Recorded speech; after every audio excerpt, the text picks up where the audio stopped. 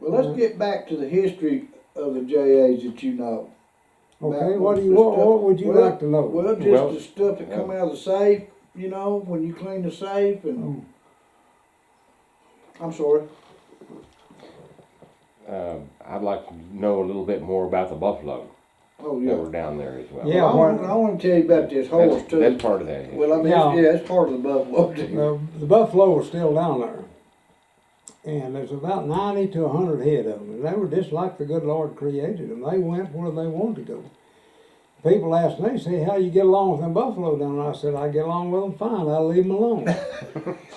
They said, how do you leave them alone? I said, if they're in the canyon, we don't work in the canyon. If we're out on top, we don't work out on top. We just leave them alone. That's right.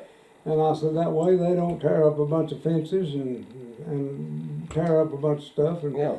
and run over things. That's right. No, were y'all? Anyway, they were just, Go ahead, Dusty. we left them pretty much alone. So, well, when I first came there, Snook Sparks, who had been working there, he was kind of the head cowboy. He gave me an old horse named Kaywood. He was a big Palomino horse, had a white mane and tail, and pretty horse. And he said, now Jack, he said, you'll like this old horse. Said he's quiet, said he works good in the herd, said you'll be working in the herd some, and said you'll need something that's quiet and easy. But said he's got one real problem. And I said, what's that? And he said he can't stand them buffalo. He said he jumped out of a trailer when he was 2 years old up there at Plains Corral because them buffalo come along. Well, where's Plains Corral now? People don't know that, Jack. All right, Plains Corral is right up there. It's up on the flat country up there where it's almost due south of Claude. Yeah. It's out on that flat country. Sort of by Wayside in that Yeah, area? over in that. Back Well, on it's on this this Oh. side of the canyon. Gotcha. It's on this side of the canyon Oh. from Wayside and over there. So anyway, we started on the roundup one morning, and I was supposed to work the herd that morning.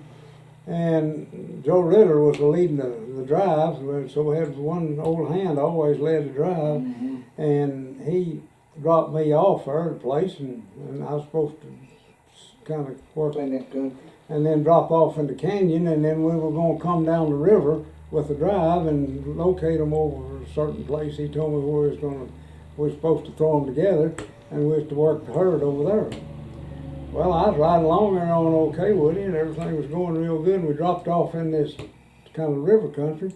I'll be damned, there was them buffalo. God almighty. I'm sorry, I already know this. That old horse blew his mind. I'm telling you, I had to cheat him every way I ever knew how. I had to hook them spurs in that D-ring and hope the hell I could stay on it. Because it was a long walk to the next roundup. And I'm telling you, I bet we cleared a flat a quarter section of brush down there. We run over cedar trees, we run over mesquite trees. That old horse was lathered up, and I was too. And I thought, there's one thing for damn sure, he ain't going to buck me off. Because I knew if I broke both legs, I'd be in the hospital a while, or I'd have to walk on down there to try to catch up the drive. So we lined out, started down the river, and everything sort of settled down. And of course, the drive had went way on. They was way ahead of me. So we got down there, and I could see the roundup coming together, and I thought, boy, I hate to go in that roundup without nothing. That's right. There's 2 or 3 old stray cows there, and I kind of pushed them together and threw them into the herd. And about that time, and I started across the herd on the other side, and there was about, I'd say, 400 or 500 pair there, cows and calves, all there together. And all at once, all hell broke loose. Somebody throwed a black Angus bull into the roundup over on the far side, and that horse thought it was another buffalo. He's in the roundup at this time. I'm telling you, we scattered cows and calves everywhere. They said that Monty said, and I mean, we went out.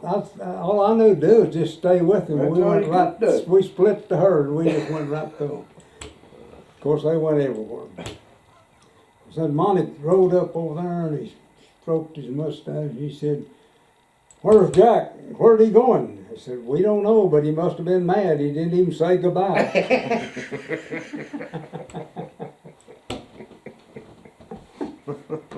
Took us 2 days to gather them cattle back. Ooh, that is a heck of a story, Jack. Now, did those buffalo require any kind of special fencing? Do what? Did the buffalo require special fencing? Oh, they tear up an ordinary fence. Oh, yeah. Right. If they get their head through it, they're gone. If they ever, that fence got in the way, just look out. Oh, yeah. Right. They'd break off cedar posts that big around. Oh, yeah. They might kill 2 or 3 of them, but they you know, if you're going to put them in a compound like they did down Kittiquay, they've got to have a high fence. See, they took those same, what they did. Jay O'Brien, who took over the ranch, wanted to kill them. He just wanted to liquidate them.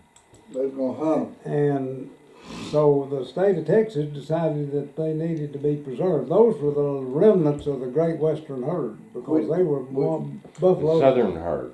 Yeah, And the only purebred buffalo left in North America. right, and they went in there, brought a big metal facility down there, and they'd bring those buffalo in there, they'd shoot them with a dart gun and knock them out, and then they'd haul them in there, and they'd run them in there in the chute and bleed them, and they'd do a DNA, and if they weren't pure bison, they were gone. Right.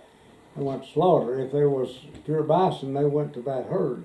So originally, I think the Kittiquay herd was around 40 buffalo. Yeah. That was pure bison. Yeah. And now they're just roaming the country down there. They kept them penned up in that big facility down there for what, 2 or 3 years? Oh, yeah, a long time. And I've been down there. well, you know what I'm Yeah, saying. and when they was in the small pen, I'm so glad they have more. Now they've just area thrown to- them out in the In the Oh, park, state man. park. they go where they want to go Yeah. now. Yeah. And they're perfectly suited. I told somebody when they first took them down there, I said, I think they'll be back to the JA before long. Yeah, because they'll travel They back. would have if they could have got out Yeah, of there. They would have went back. They would. If they hadn't broke them that big pen, they would. But they had them We in the, gathered from Coney's deal down yonder at Paducah. Coney Burgess, you know, Campbell put all them damn buffalo. I mean, Lubbock Feed Yard's got a lawsuit against them now, and still I guess. against Campbell Burgess. Yeah, on account of they had them heifers down there, and we roped, Jack, I roped probably 30, 35 head of them over 4 or 5 months out there, catching them, and they done gathered them out of there 8 or 9 months before we got there. They were still almost 100 short. Now you tell me we gathered them calves off the neighbors on the south side and on the west side of that ranch down there, and how in the world did Campbell think that if it wasn't hold them heifers weighing 900, it's gonna hold buffalo? Oh. That deal over there at White Wheel or something else. Oh, I know. Well, the buffalo went where they wanted to go. And we didn't bother them. If you didn't spook them, they didn't tear up no fence. They wouldn't have But calves if out. you got after them and got in there and got to bothering them, now they would run through the fence. Now that's what I was thinking. Yeah. That they had enough room Oh, yeah. to roam around in. Never that bothered they them. really had no Never reason never to. bothered a whole lot of anything. Right. So, you know, I never bothered them. My theory was leave them alone. And they periodically somebody would get in there and shoot them. And Wittenberg's boys wanted to come down there and shoot a buffalo, and I took them on a buffalo hunt. And I wanted them to kill a cow. And we had a few cows in there that were getting old, and I wanted to pick a spot. Well, they shot into the herd, and the herd ran, and they went into an old dry lake over there at over there next to Shelton over there. Anyway, they were in there. You could tell they were in there because they waller in that dust, and you could see the dust rising. I told them, I said, now we're gonna do a little ambushing here on this. I know how to ambush them. I said, we're gonna slip in there and get you pick your shots where you can get what I want you to get, and I want to kill them cows. You know, those old cows that didn't have any small. You could tell the ones that was nursing a small one and one wasn't. So we went downwind, got downwind of them, and came up that draw. I brought them up that draw, and we got up on the dam, and we were up there in perfect cover. You couldn't ask for better cover. And I went to each one and I said, now pick your spots, and don't anybody fire till everybody's ready. And I mean, we were whispering, we were not talking loud, because I know if they ever sensed we were there, it was over with. So instead of them dumbed down boys sitting there and waiting till I dropped, I said, I'm going to drop something. I don't remember what I had. I had a camera. I said, I'm going to drop this camera, I think, or something. And I said, when I do, you can both go in and fire, and you pick your target. And I said, be sure and pick your target. Well, I'll be damned, before I ever got ready, somebody squeezed one off. Killed a cow, and God dang, all hell broke loose. Well, them other guys never got a shot. They shot into them, but they killed some young bulls. Well, I don't know. I thought, well, howdy, this was Jimmy Whittenburg's grandsons. I've got pictures of all that mess. And anyway, the buffalo actually could have been a real asset to the ranch. What I tried to do, and Tom Christian and I worked together on this. Yeah. We tried to develop a hunting program down there. They was at that time you could made a lot of money hunting, having weekend hunts. No doubt. Not interfere with the cattle operation at all. And they loved those people from the city, like Houston and all. They loved to come down there and eat in the mess hall and hunt. And what I'd do, I'd designate Ike O'Neill. I'd say, Ike, you're supposed to take these 3 people and take them down to Loughborough and don't hunt anywhere but in Loughborough, and you and the next guy. And that way they would give them a tip. Shoot, they'd give them a $200 or $300 tip if they got some game. And that was Christmas money for them. And that's back. Yeah. And what year was this, Jack? Well, that would, Lord, I don't know. Yeah, I think now. I was trying to think. That would have been before I came to Clarendon. Yeah. And I was at Clarendon College 25 years, so back up 25 years. Oh.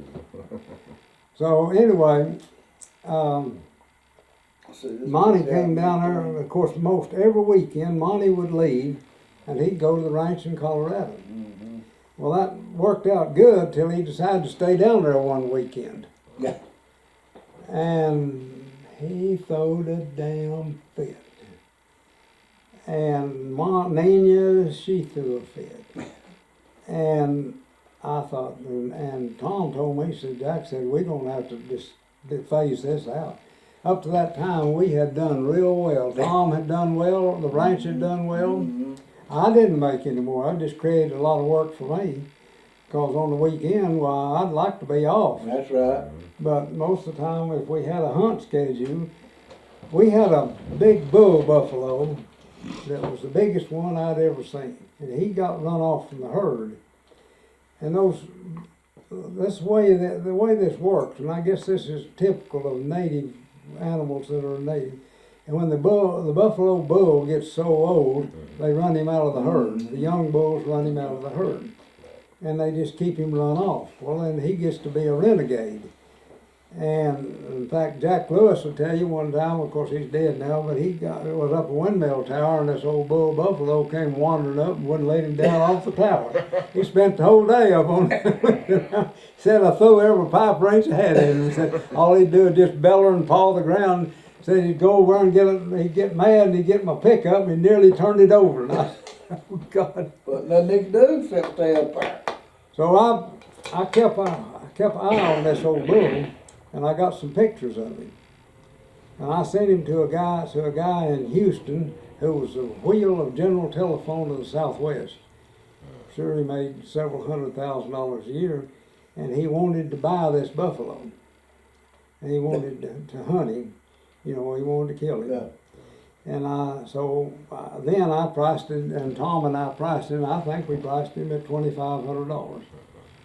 So the guy came down there and he wanted to see the bull, and I let him look through, hunt him, and we kind of kept an eye on him, and he looked at him through the glasses, and he said, that bull will be a Boone and Crockett record. Yeah. He said, I want to get him when he gets full hair this winter. Said, I want him to be in full hair. I thought, well, if you're paying $2,500 for him, that's a lot of money. Then I thought, well, you can have him any way you want him. So we went down there, and Tom, of all times, Tom wanted to go on this buffalo hunt. And I said, Tom, now you're not going to like that too good. I said, you think those creatures, you're very close to those buffalo. Being an Indian, I said, you're not going to like this. But Tom Baskin you're talking about now. So he said, well, I want to go to at least one hunt. So I arranged it for him to go with me, and we took this guy down there. And mind you, he is a big game hunter. He has an elephant gun that he shoots elephants with in African safaris. So this old bull standing down in the creek, and he pulls in on him with that elephant gun, and hits him, and he didn't want to hit him in the head, he wanted to hit him behind the shoulder. He was going for a heart shot. Well, when he hit, it just exploded. Boom! Just flashed. Well, knocked the old bull down, but he got up, and he was bleeding out of the nose. And then he was on the fight then. On the hook, And so he shot him again. Knocked him down, he got back up. I went over and boy, old Tom was really getting upset. He said, that's such a noble creature. He doesn't need to be treated that way. I said, hey boy, you better put something in that that'll knock that bull down. I said, that old Indian's figuring to get your scalp. It would have. So he said, well, I've got some different, said, what that is, said, that's an armor penetrating warhead, just like you'd fire in the military, and he said, it hits that hair and explodes. And he said, it's knocking him down, but then it's getting a lethal shot. And I said, you better get a lethal shot, and you better do it quick. Mm-hmm. Well, he did. He put it in a different round and knocked old bull down and killed him. Finally. We finally had to get a winch truck to pick him up and to get him even off the ground. He was that big. I've got a picture of that sucker. He is huge. And we picked him up and loaded him on a trailer and took him to Groom to the locker plant there. And they didn't have a winch there that'd pick him up off of the ground. Wow. I had to skin him on the ground. I mean, we couldn't get him picked up because he was too long. He was too tall. And now the guy, he took his head. He wanted his head and the hair and the head and all. He took it on the air. He was in an airplane. And we put this in a plastic bag, a big plastic bag, so it wouldn't bleed on his plane. And he flew it back to Houston, and it was a Boone and Crockett record. His horns was the right diameter and all. Wow. So the buffalo served to me served a purpose. Well, you're managing the herd too, And we didn't bother them, and they didn't bother us. How big of a pen were they in? Well, when they were down there, that was, about a section, wasn't it? Yeah, probably. About a section they were in. That was down there. Now, up here at the ranch, they were roaming free. Right. They didn't have any place. They could go where they wanted to. 400,000 acres. Yeah, they'd go where they wanted to go. Gotcha. So the JA, as far as the cattle operation, it wasn't fenced off in sections or two sections? Well, there was some pastures down there, yeah. There was some different pastures. I don't even know how many pastures there was, a bunch. Oh, okay. And they big pastures. The cattle were, you had first priority, but we didn't move the buffalo. If the buffalo were in the way, we just left them alone. And it's like, what I noticed about the buffalo was the buffalo went to the canyons in the hot weather and out on top in the cold weather, out in the plains, which is just the reverse of what cattle would do. Cattle would actually come out and want to be in the canyons for protection and out on the flat country in the summer. Mm-hmm. But they're just the opposite. And that even helped. That helped our management of the cattle because we didn't have to, we could kind of juggle them around them. Did you have them bulls, buffalo bulls breed them cows, Jack? Oh, I guess they must have. Well, I mean, Charlie. Good now. Started the cattle. Yeah, cattle. They were the first one to ever breed buffalo. I'm sure they were some. Yeah, it had to be. Yeah. just about, I mean, intermingling and all that. And that's why the northern herd was not, they didn't have pure bison DNA. Who was that? Because The northern herd. Oh, the right. northern herd, the Yeah, buffalo, right. Yeah. they had interbred with cattle so much I was that small. they were no longer pure bison. Where they at, Dusty? That northern herd, where they headquartered out of? You got any idea? I don't know where they're headquartered, but they put some back onto the Yellowstone National Park. Yeah. There's a bunch on Ted Turner's place, which I've been is on his deal. sort of south central Montana, northern Wyoming. We were fortunate enough to go. My wife and I went on a bus trip, and we went to Yellowstone National Park. And the buffalo were huge. They were very, very large. And he told me, he said, "Do any of you know? Are any of you aware of Charles Goodnight, the rancher?" And I said, "Oh yeah." I told him that I've been associated with the J. Reins, and he said, "Well, you'll appreciate this." Said, way back in the 20s. The size of the bison in the Yellowstone National Park had got real small. They were so inbred, closely bred. And they bought several boxcar loads of buffalo bulls from the Goodnight Ranch. It was not the JA's, but the Goodnight Ranch. And they loaded them there at Ashtola, or at Goodnight, probably at Goodnight. And sent them up there, and they released them out and he said from then on, the buffalo got bigger. Yeah. And that was one reason that the buffalo were so large up there, is because they brought in some blood from another area where the Right. buffalo That's kind of like an F1 cross. And thing. they're still doing that today. They're Oh, are they? still trying to improve the genetics of the northern herd Right. up there Out of with the quarter the plate DNA Yeah. that they've got down here at Capital Sure. Canyon I State didn't Park. know that. So I think that was a wise Doing move, that. what they did, Yeah. and it improved the bison.